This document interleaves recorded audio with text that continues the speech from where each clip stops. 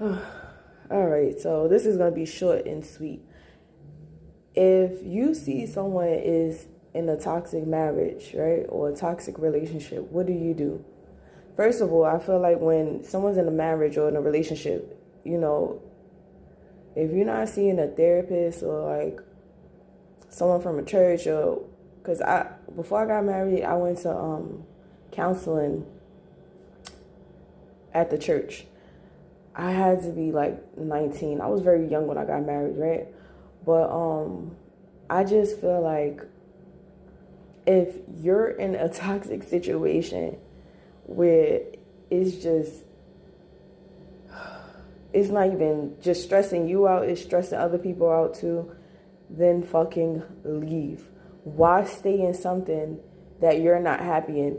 Why stay in something where you're constantly being disrespected or talked down on or fucking physically getting like abused? Like, why stay in something for all the wrong reasons, thinking, okay, maybe it'll get better? No. No, no, no, no, no, no. Like, I feel like a lot of people have love and what love is misconstrued. I used to think that it was okay to stay because that's what I was supposed to do. I have people that come to me about like relationship issues and stuff like that, and the first thing I'd be like is, I'm not supposed to be involved in y'all relationship.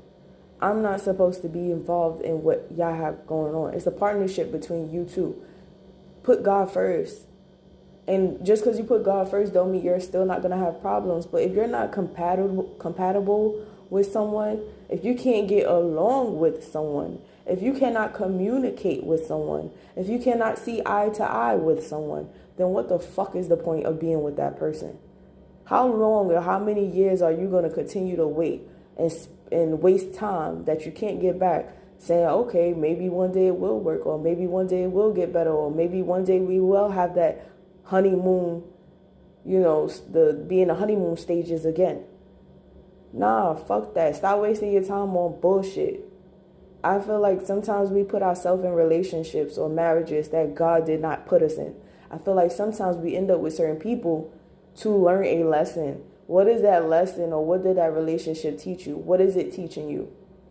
How long are you going to continue to stay in something that is draining the fuck out of you, making you lose your hair, giving you sleepless nights, having you wondering and questioning and just always stuck in your head? Like, it's to the point you guys got to stop listening to other people and realize what it is that you need to do for yourself. And if you out here just wanting somebody to break up with somebody else so you could be with them, you ain't shit.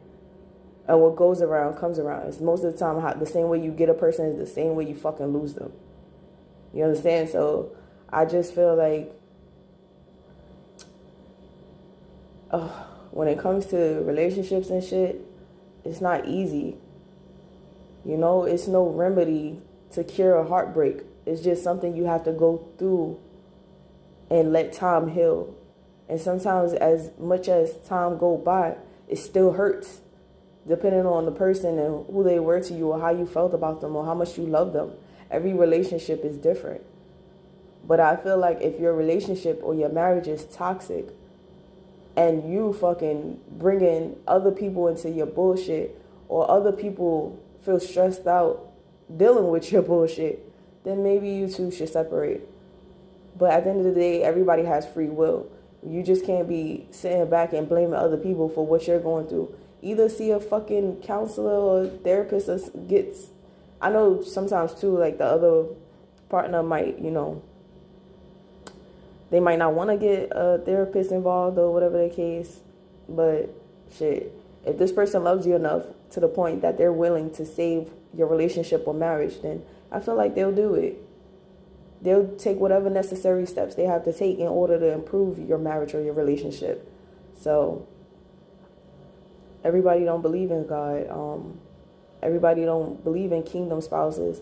Like I said, sometimes we put ourselves in relationships, situationships, marriages, and it's instead of waiting on God and waiting for God to bring us the perfect person. Sometimes we think we know what we need when God knows exactly what it is that we need. So, like I said, everybody don't believe in God or the same beliefs I have, but at the end of the day, take your time. I know at one point I used to feel lonely, so it's like I used to just rush into relationships. Establish a relationship with yourself first. If you don't establish one with God, establish it with yourself. Learn to love yourself first, because certain things you're not going to tolerate or put up with in a relationship. And after you're with someone for a certain amount of times, you start to become like that person. And then it makes it even harder for you to leave this person. So just make wise decisions on what you do and stop taking advice from everybody, because not everybody know what the fuck they be talking about. Sometimes you just got to go through life and you just got to learn from experience. So just take heed to the things you do and the things you hear and the things you see. Be mindful of the stuff that goes on around you. And if you taking advice from somebody else that don't even have their own shit in order, or can't stay in a relationship, or most of their relationships failed, then it's like, what are you taking advice from this person for? Why? You guys have to use discernment, because not everybody's intentions is good. Sometimes people want to see you just as low as them. And like I said, sometimes it's best to just keep people out of what you have going on. And if you manifest, things into fruition, then manifest somebody you could communicate with, someone you could have a healthy relationship with, someone you could have a healthy marriage with, or a family with one day.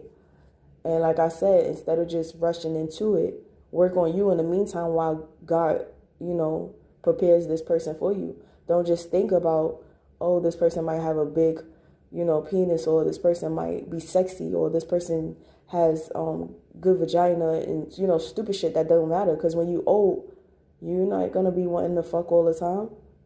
You're not going to worry about how a person look, or how, looks ain't shit.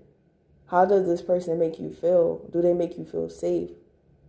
Do this person are they family oriented? Do they have respect for their mother and their father, or their siblings? Are their siblings and them close? Are their family close? Are they healthy? Do diabetes run in their family?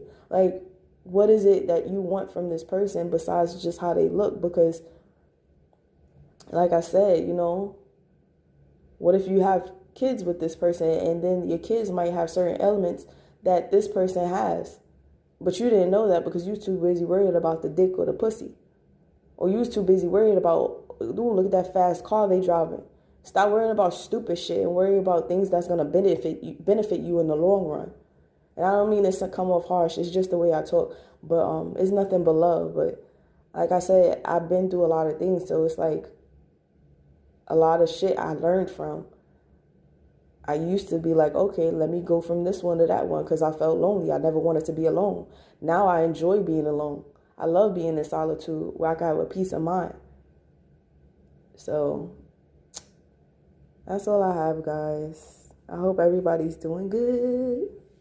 Take it easy.